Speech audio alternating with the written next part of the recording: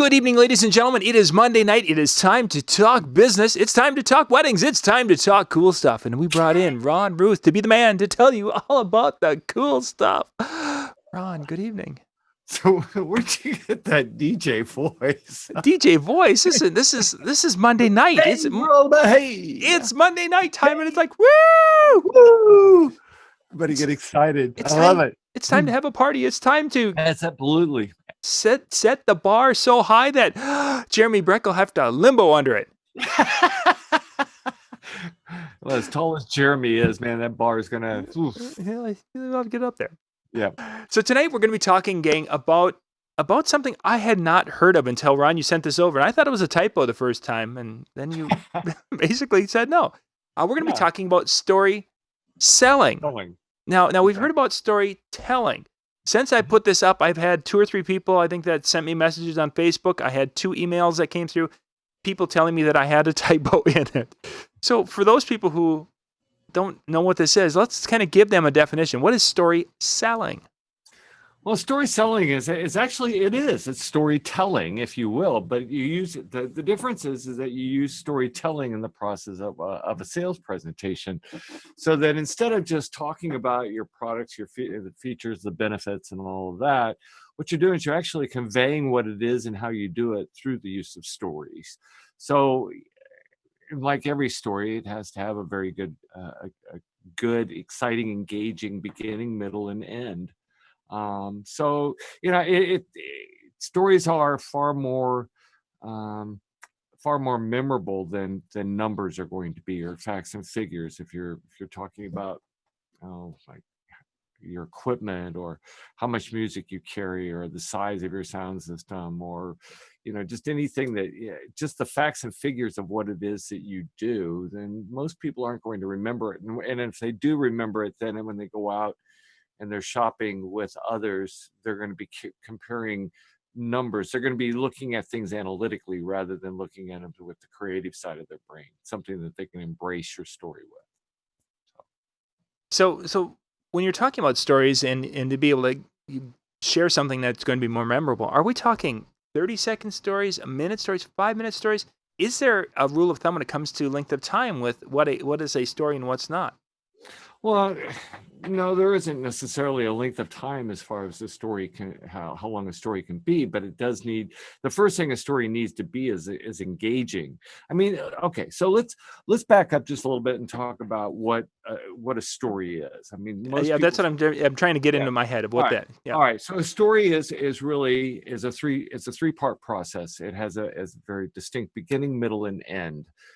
Every movie, every play, even a wedding reception, in my opinion, is just like a movie. It has a very distinct beginning, a middle, and an end. So when you're telling a story, you need to have something that in that beginning that engages the listener.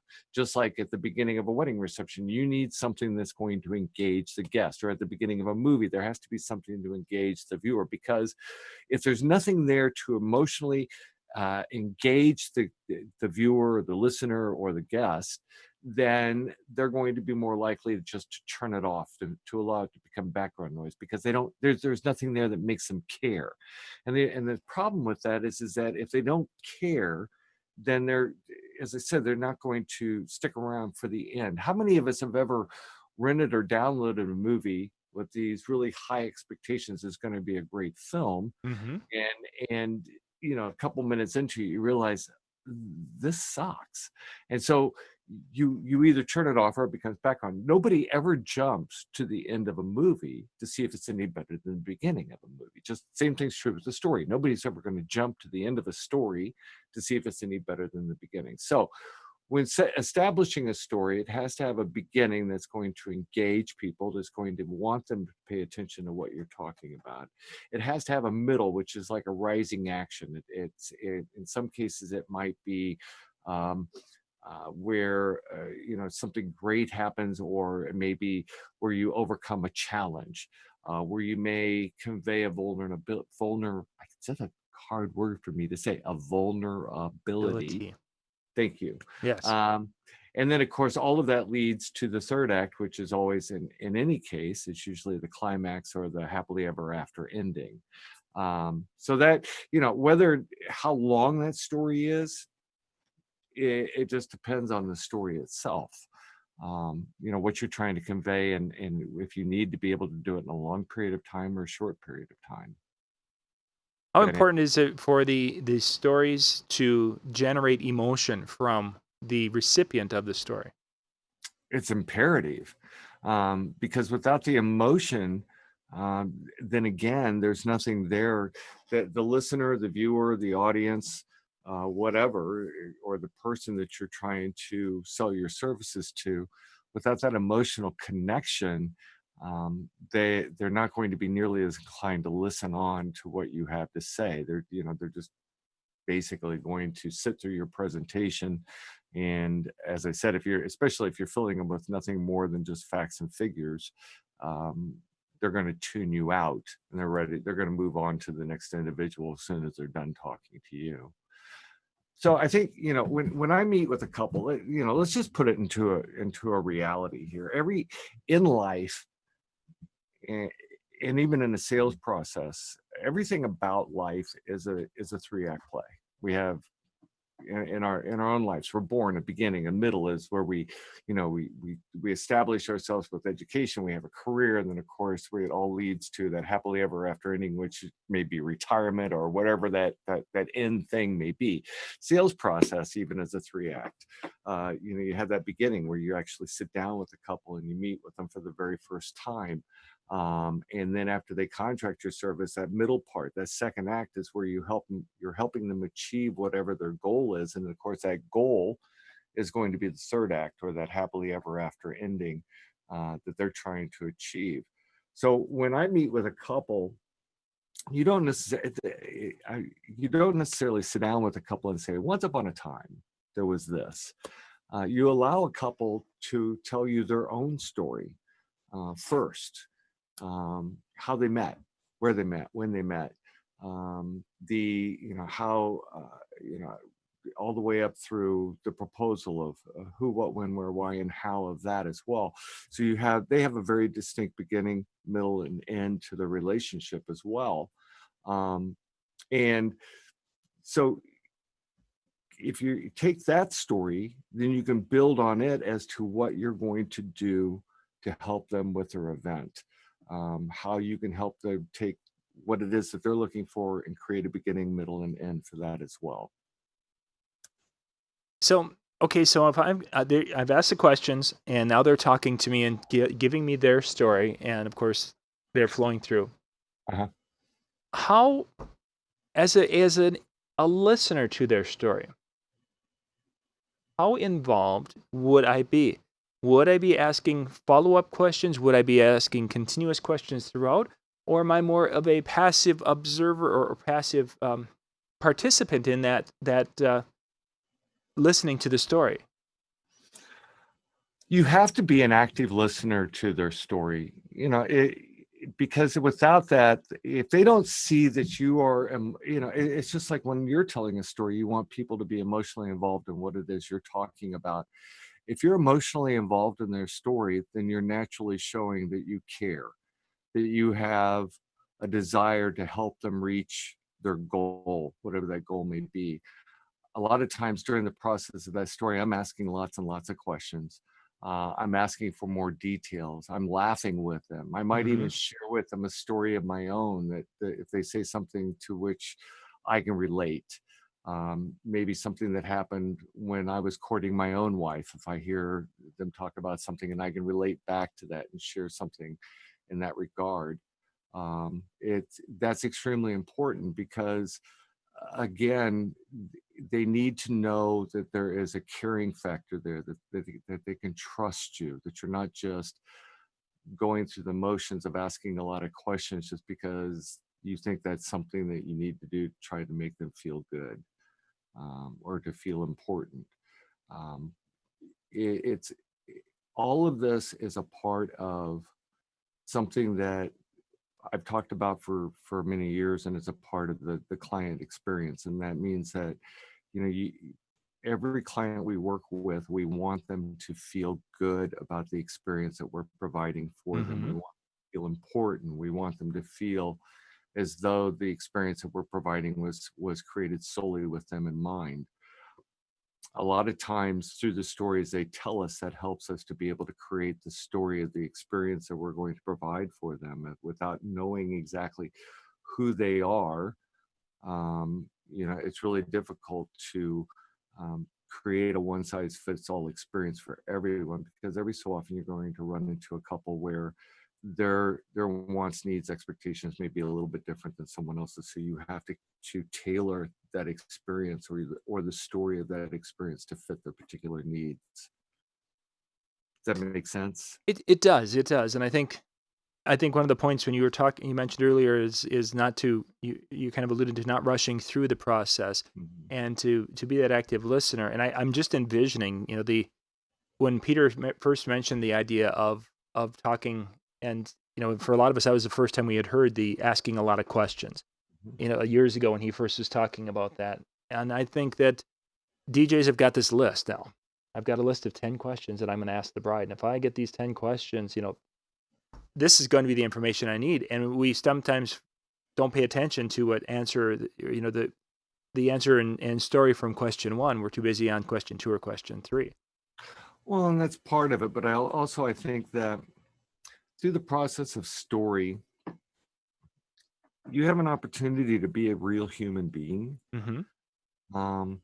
I think one of the things that I find, I don't know, it is that for in our ego-driven business, a lot of DJs are afraid to say they don't know something, as an example, or I've not done that before, For sure. or I'm unfamiliar. It amuses me when I see someone post, well, Mike, as an example, and I'm not trying to be overly critical. I'm pointing out that it's okay, again, to be vulnerable, to be able to say, you know what, I don't know. I don't have all the answers. I wish I did, but I don't. We're still human. We may be professional, we may be experienced, but every so often you'll see somebody that'll post and say, well, my couple wants me to do this thing, and I'm not really sure how to do this thing. How would you suggest I do this thing? And my question is always, well, what is it about? Did they see that thing done somewhere else, and what can they tell you about why is it that they want you to do it? I mean, because if you don't understand why they want to do it, or maybe they can even offer you some insight into how they saw it done so that you can do it as well. um, that would be extremely helpful to you to be able to say, you know what, I've never done this thing before. Share with me, what did you see? Tell me about that moment. What happened? There's nothing wrong with saying that, other than saying, yeah, I can do that, and then immediately turning around and start asking other people questions that have no idea what it is that this couple saw, Mm-hmm. or what they were thinking, or what it was about this thing that moved them so much that they want to incorporate it into their event as well. Ron, let's take a little bit of a break. When we come back, I want to move back to the storytelling where we're talking about that, but I want to talk about we've asked some questions and we've gotten some storytelling techniques or what have you from the couple. And now I want to ask basically, or have you talk about, do we kind of match their storytelling capability, or how do we, basically meet them as we now are giving them information back? So let's jump into that right when we get back. We got a few sponsors for our summer 2016 DJ and TV shows.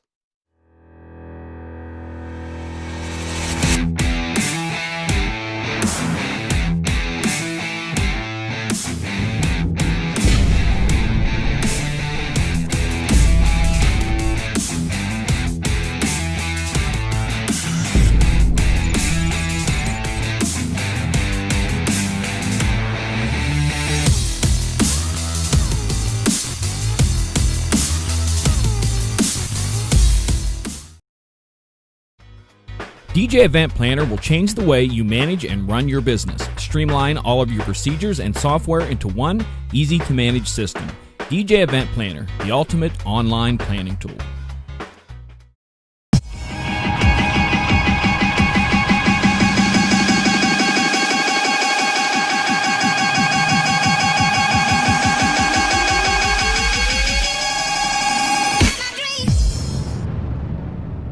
Hits USA from RPM. Our name says it all. Get the latest hits while they're the hottest. With Top Hits USA, you'll have the track for sure. Visit tophitsusa.com or call 800-521-253.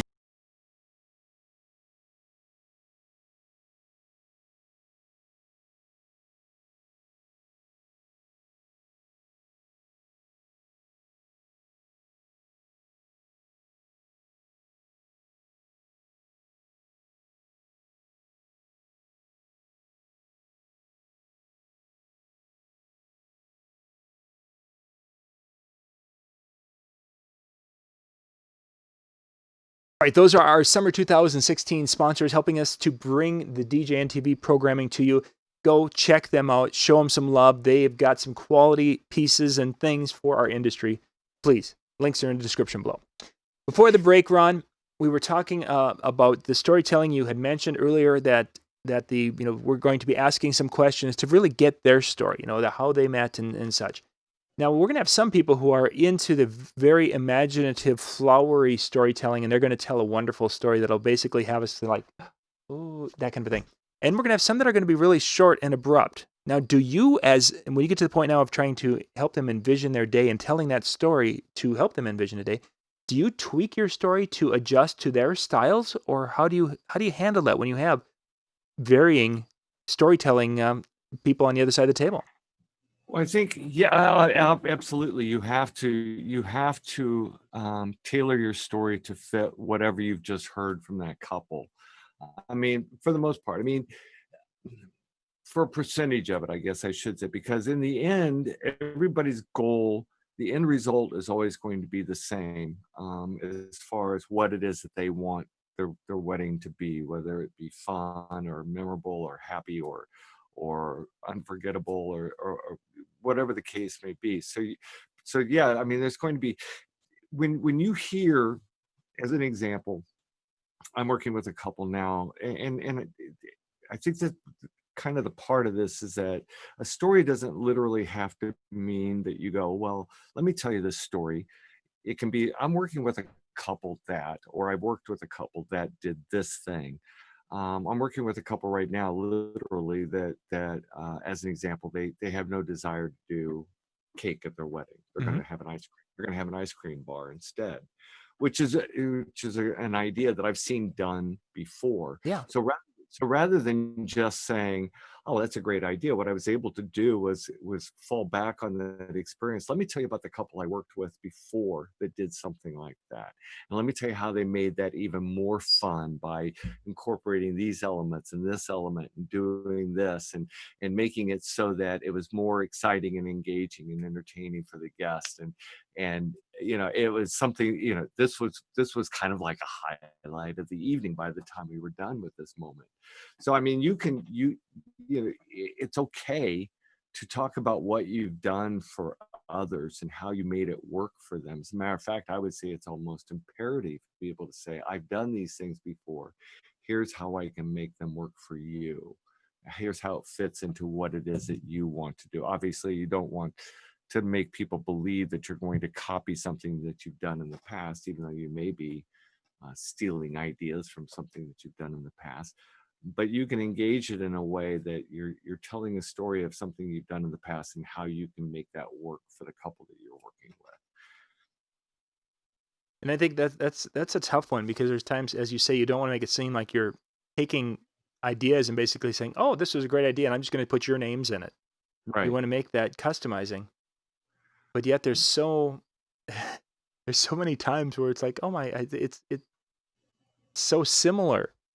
And such that I think we fall into that trap of just making it, saying the same things as we said last time. But that's another show for us to get into. But I could see why that when you're telling a story about what has happened in the past, is that you can fall into that point. But as you say, you've got to share that information about past experiences, because then that's going to help them to either have a more successful moment or maybe to avoid not so successful moments. Well, and I think that, stories, every part of a sales process, to me, part of the storytelling for me is be able to convey my purpose and my passion for what it is that I do. why I do the things that I do, and so that I'm looking for people to work with that are of like mind that I am, that I want to make certain that my purpose and their purposes align, so that we're both on the same page. In other words, I believe, as an example, just kind of a Reader's Digest version, I believe that every couple is entitled to a memorable, fun wedding celebration, and it should be well organized and well planned, and that it should be something that they and their guests will remember for years and years to come. Just an example. That's my purpose. Yep.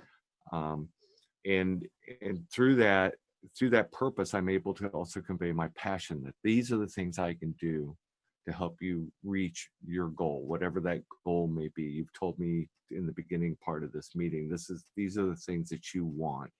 Here's how I can help you achieve those goals. So, and then finally, which all lead to the third act, or that this is what the end product, this is what the end is going to look like, that the happy ever after ending that you want, by using my passion to help you achieve your goals to get to where you want to be at the end of the night. So when we were talking about the why earlier, the why behind it, that would be in that kind of the middle act, we'll call it, as you've been referring to it as the why, and that's where you were using your to explain your passion, is the why behind the situation. Well, no, actually, the why to me is the first act. The why is your belief system. It's what I do. This is what I do and why I do it. The second act is basically that the how. This is how we're going to do this. It's a shared commitment. It's to a vision. It's engagement. It's working together. It's collaboration on that second act. And then here's what you can expect. In other words, the what. So you have the why, the how, and now the what. Here's what you can expect. And what you can expect is this happily ever after ending, or this climax, or whatever you want to call that event. That's what your end result is going to be. Yeah, very nice. It does, and it's interesting. We've got that why, the how, and the what, which. And I want to be honest to the listeners and to the viewers, is that I'm really working on. I'm fascinated with this topic, and it's something that I believe all of us do. I think that we're all capable. First off, we're all capable of being storytellers, because it's just part of our natural something that's just inbred in all of us, and it's something that we've been doing since conception of man, when man used to tell stories by etching or dyeing on stone walls. Yes. But it's hard, believe it or not. When I said, gosh, I really want to talk about this, what I'm discovering is that it is a difficult concept to convey without stealing information from others. I mean, I've been reading a book called, especially if people are really fascinated with story selling, I've been reading a book called StorySelling. And there's some fascinating stories in here that I would love to be able to share, but I'm trying to come up with stories on my own that would be that would be workable. Do we have moments so I can share one story out of this book? Sure. We get a couple minutes set, and and then we'll wrap it up. One of the coolest stories in this book is about Sylvester Stallone. And if you remember when the movie Rocky was released, there was this great story about this guy. He was penniless, and he sat down and he wrote this script, and he went to all these film companies, and he wanted them to produce his movie, and they offered to produce it, but then he made the caveat if he had to star in it as well, and nobody wanted an unknown actor to star in this movie. And so, but he stood his ground, and finally, he got his opportunity. I think it was United Artists finally gave him his opportunity to star in this movie. All of that was made up, but the story was so fascinating. That's one of the things that drew people to the movie to see it, because it was an underdog story about a guy that supposedly had gone through all of this struggle and created a movie about another guy that was going through all this struggle, but that was part of the fascination and draw to this movie. But you know, when you think about a story like that, and I would never suggest ever making up a story, because in order for a story to be effective, it needs to be something that's truthful and honest. Except in that case, they got away with it. But if what you're sharing with a couple is honest and truthful and from the heart, if it is not just believable but sincere, it's something that when they leave you, they're going to compare that to what they hear from other people. Mm-hmm. One of the things I talk about is that I don't ask for the sale at the end of a sales presentation. I leave people with an impression, and it's my hope that impression, I want them to feel comfortable with the choice they make when they contract me. And so I leave them with an impression, and I hope that impression stays with them, and great many times it does. Mm-hmm. So when they go out and they meet with other people, they're comparing what they're hearing to what they've heard from me, and 70%, 65% of the time they're going to come back to me, just simply because nobody else could make that kind of an impression on them. Yeah. Could leave them with such a memory. Very good. Very good. Good stuff, Ron. Good stuff. And you're going to be presenting on this at Wedding MBA. Wedding MBA, yes. I will be much gooder. Gooder. Gooder. Gooder. Oh, that sounds great. Gang, if you want to go check out Ron's website, the link's down in the description below. You can go catch that. Otherwise, I'm going to be putting Jeremy Breck's the link up for the second video. Will be up here in about 3 or 4 minutes. Going to be on? Yeah, he's coming on in just a little bit. Jeremy. Oh, wow. Yeah, exactly. We had to really work to get our agents to get him lined up and such, so we could have him on, because this is his busy time of the year. He's off doing stuff.